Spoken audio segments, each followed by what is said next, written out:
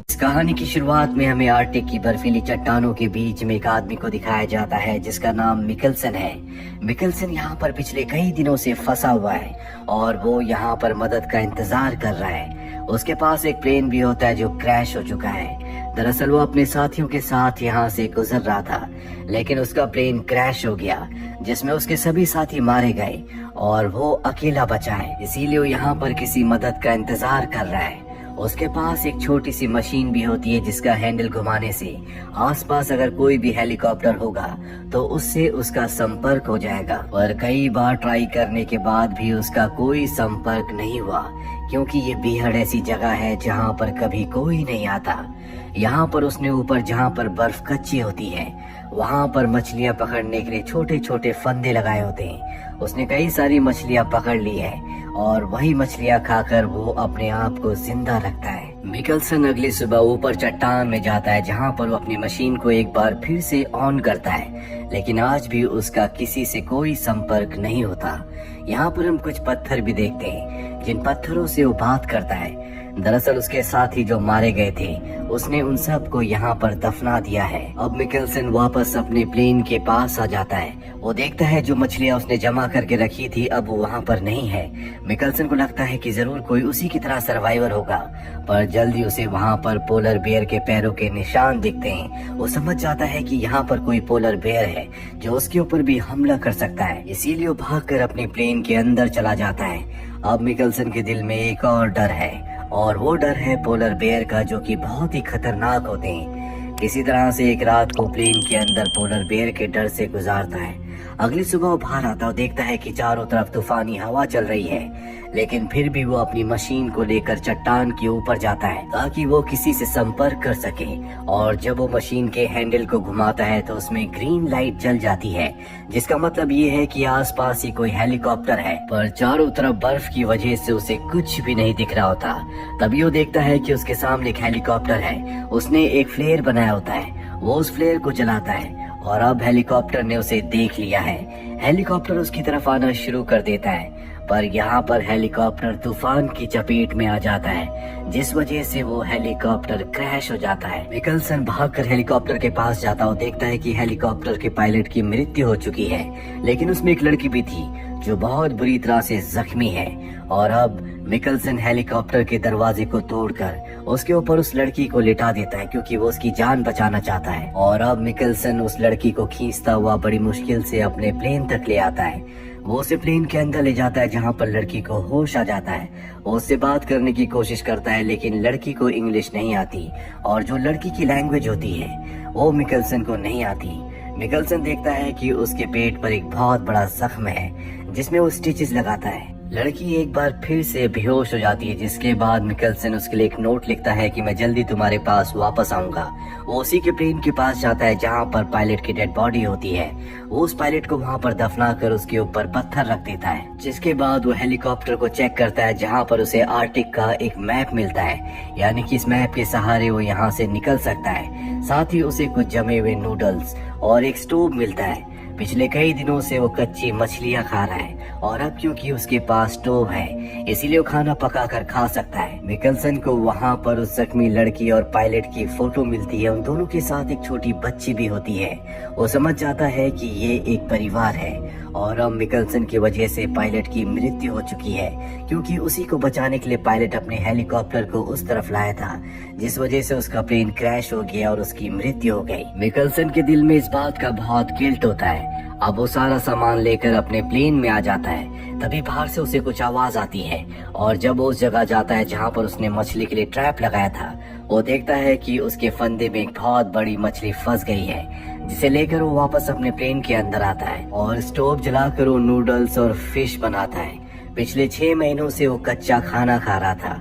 दरअसल वो पिछले 6 महीनों से यहाँ पर फंसा हुआ है और आज 6 महीनों के बाद उसने पहली बार पका हुआ खाना खाया है।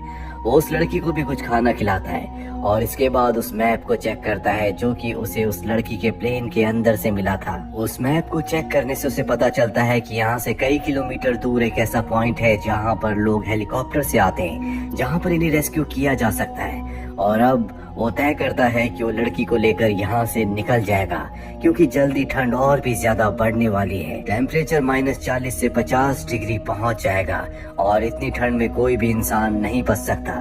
इसीलिए वो तय करता है कि उस लड़की को अपने साथ लेकर वो उस पॉइंट तक जाएगा।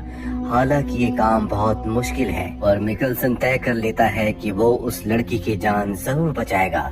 इसीलिए वो बहुत सारी मछलियां पकड़ता है, साथ ही कुछ पानी भी अपने साथ रख लेता है और प्लेन में एक नोट छोड़ता है कि हम दो यहाँ पर जिंदा थे, पर अब हम नॉर्थ की तरफ जा रहे हैं। और उस लड़की को वो अपने स्लीपिंग बैग के अंदर पूरी तरह से पैक करके एक प्लास्टिक के टब नुमा चीज के ऊपर लेटा देता है और उसे खींचता हुआ लगातार आगे बढ़ना शुरू करता है। और मिकलसन खुद भी यहाँ पर बहुत कमजोर हो चुका है, इसीलिए उसकी चाल बहुत धीमी होती है। वो लगातार उस लड़की से बातें करता रहता है। उसके पास अब एक मकसद है, वो किसी भी कीमत पर उस लड़की की जान बचाना चाहता है, क्योंकि उसी की वजह से कहीं न कहीं उसके हस्बैंड की मौत हुई थी। मिकलसन लगातार उस लड़की को खींचते हुए आगे बढ़ता रहता है। कई घंटों के बाद जब वो अपना मैप चेक करता है तो उसे पता चलता है कि अब भी दूरी लगभग 45 किलोमीटर है, जिसे पार करने में लगभग उसे 7 दिन लग जाएंगे, क्योंकि बर्फ में स्पीड बहुत कम होती है। साथ ही मिकलसन के अंदर ताकत भी अब बहुत कम बची हुई है, और सबसे बड़ा खतरा है पोलर बेयर का,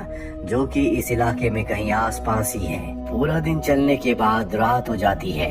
अब रात को उसे कहीं न कहीं सुरक्षित जगह पर सोना होगा, जहां पर ठंड कम हो, क्योंकि रात होने पर इस जगह पर ठंड यानी कि टेम्परेचर बहुत ज्यादा कम हो जाता है। इसीलिए बर्फ के अंदर गड्ढा करके वो एक इग्लू बनाता है ताकि ठंड से बच सके। वो लड़की को उसके अंदर ले जाता है, जहाँ पर वो खाना भी बनाता है। मिकलसन उस लड़की के साथ पूरी रात वहीं इग्लू में गुजारता है। अगली सुबह एक बार फिर से वो अपना सफर तय करता है। मिकलसन पहले से भी ज्यादा थक चुका है, लेकिन किसी भी कीमत पर वो उस लड़की को बचाना चाहता है। इसीलिए लगातार वो धीरे धीरे आगे बढ़ता ही चला जाता है। तभी उसके सामने एक बहुत ऊंची चट्टान आती है। इस चट्टान में वो अकेले तो चढ़ सकता है, लेकिन वो लड़की को खींच कर ऊपर नहीं ले जा सकता। वो अपनी जेब से मैप निकालता और मैप देखता है, जिससे उसे पता चलता है कि इस चट्टान को पार करने का दूसरा रास्ता है।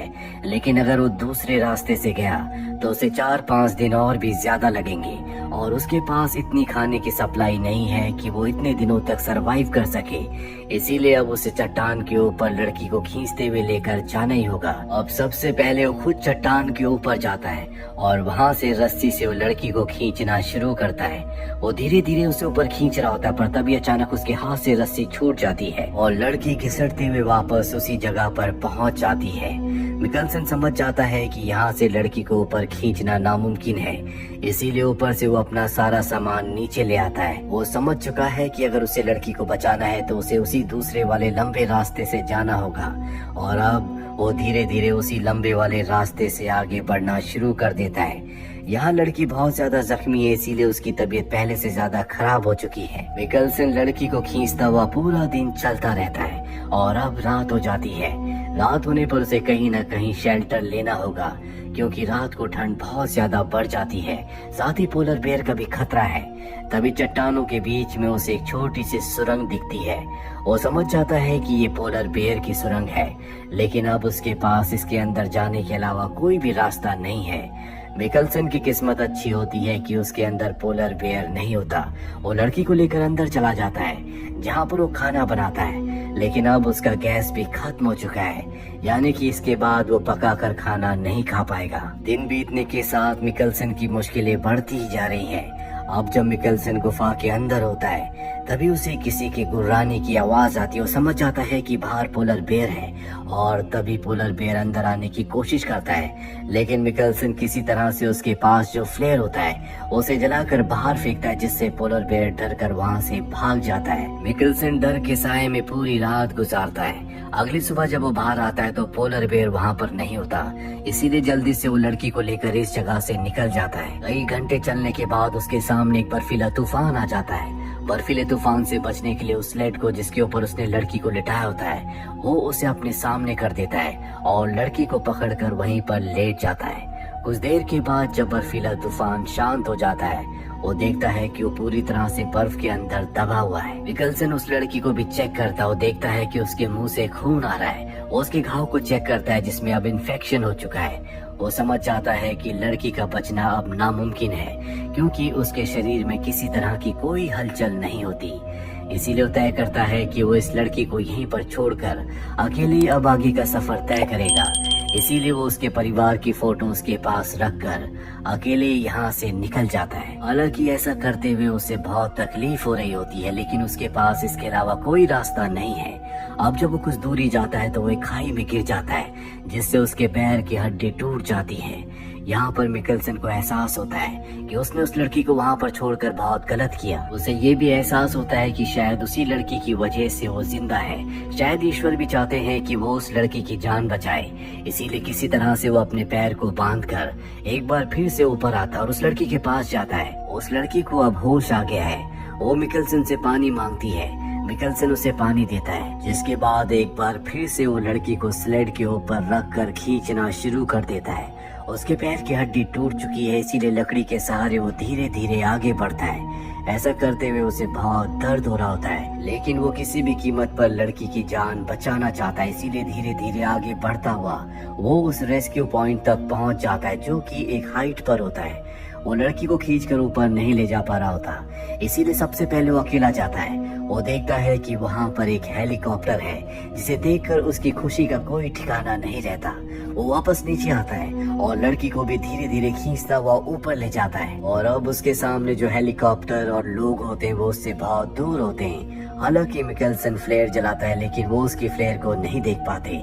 इसीलिए मिकल्सन अपनी जैकेट निकाल कर उस पर आग लगा देता है, लेकिन इसका भी कोई फायदा नहीं होता। वो लोग उस जलती हुई आग को नहीं देख पाते। मिकल्सन लड़की को स्लीपिंग बैग से बाहर निकालता है। दोनों की दोनों आवाज लगाते हैं, लेकिन तब तक वो लोग हेलीकॉप्टर से उड़ जाते हैं। मिकल्सन और वो लड़की पूरी तरह से हताश हो जाते हैं और समझ जाते हैं कि अब उनकी जिंदगी का अंत आ चुका है। मिकल्सन उस लड़की का हाथ पकड़कर वहीं बर्फ के ऊपर लेट जाता है। वो उस लड़की से माफी मांगता है। वो कहता है कि मेरी वजह से तुम्हारे हस्बैंड की मृत्यु हो गई और अब तुम्हारी भी जिंदगी का अंत होने वाला है। इसके बाद लड़की के साथ साथ मिकल्सन की भी आंखें बंद हो जाती है। तभी हम देखते हैं कि मिकल्सन के बाल हिलना शुरू हो गए। दरअसल उसके पीछे हेलीकॉप्टर आ चुका है। उन लोगों ने इन दोनों को देख लिया था।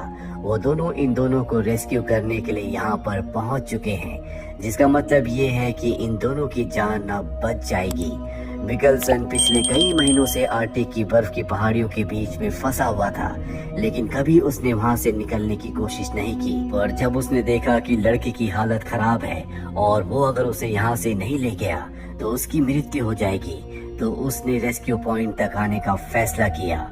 इसीलिए कहा जाता है कि अगर हम अच्छाई करने की कोशिश करें तो हमारे साथ भी अच्छा ही होता है। जिस तरह से मिकल्सन ने उस लड़की की जान बचाने की कोशिश की, जिसके फलस्वरूप उसकी भी जान बच गई और कई महीनों के बाद वो उस जगह से बाहर निकलने में कामयाब हो गया। तो ये थी पूरी कहानी फिल्म आर्कटिक की। उम्मीद करते हैं कि ये कहानी आपको पसंद आई होगी।